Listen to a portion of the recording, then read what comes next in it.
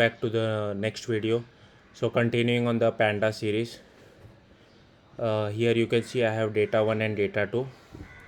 I'm converting into a data frame with the help of pandas, assigning it to two variables 1 and 2, then printing out those two variables. Then I'm concatenating with the help of pandas these two variables.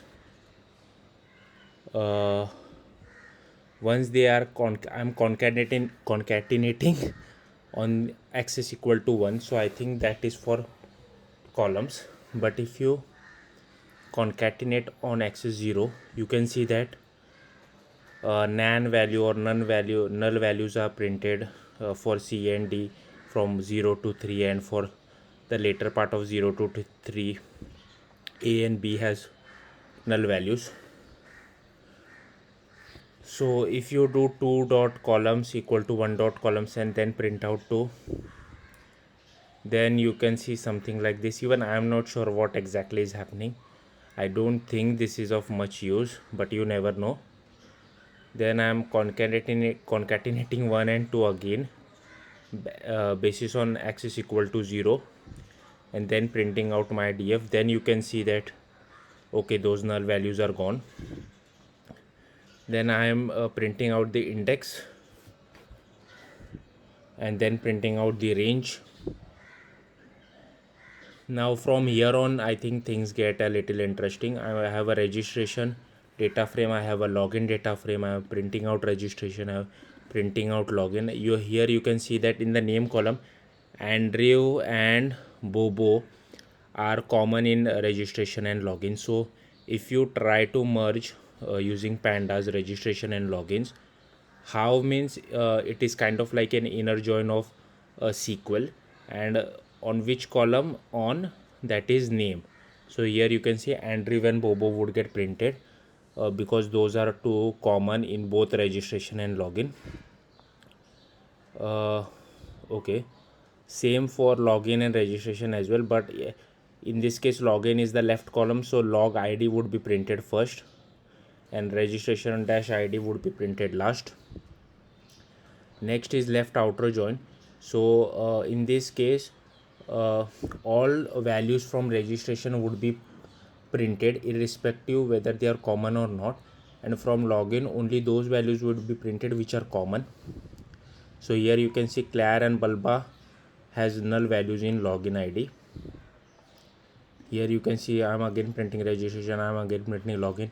Then I am merging basis on outer join and on name.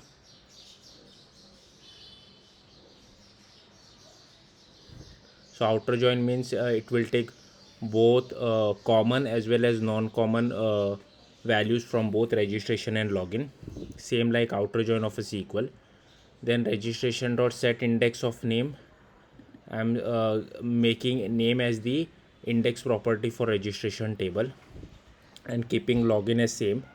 Now I am trying to merge registration and login, but as name is the index column, you have to write left index of true, and for right column which is login, I have to merge it basis on the name column, and I am doing an inner join.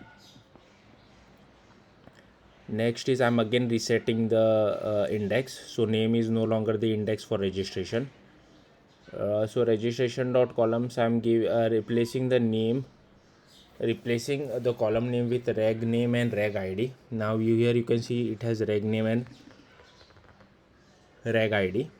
Now I am merging basis on inner, but on left I need reg name, but on right I need name, because here in this case, even though Andrew and Bobo are common, the column name is not common. So here it would print out the common values, but it would print out all the row names. Then I'm again merging registration and login, inner join, left on registration name, right on name.